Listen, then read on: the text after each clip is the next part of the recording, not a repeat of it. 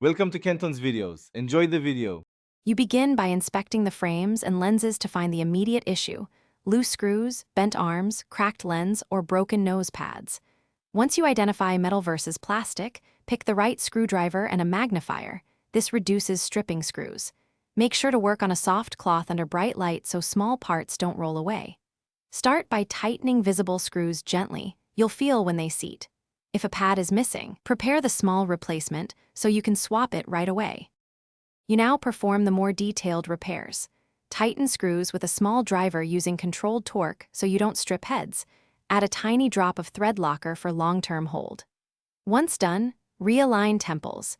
Heat plastic frames briefly to reshape or use padded pliers to bend metal arms a hair at a time so they sit evenly.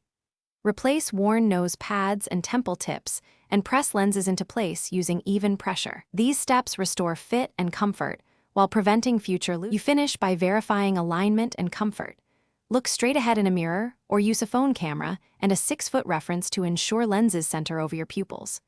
Once done, wear them for 10 to 15 minutes and make micro adjustments to temple curl or pad height so pressure points disappear. If a lens crack remains, temporarily secure it with clear tape on the edge. However, replace the lens as soon as possible. If problems persist, seek a professional repair to avoid permanent damage. Thanks for watching. Consider subscribing if we helped you.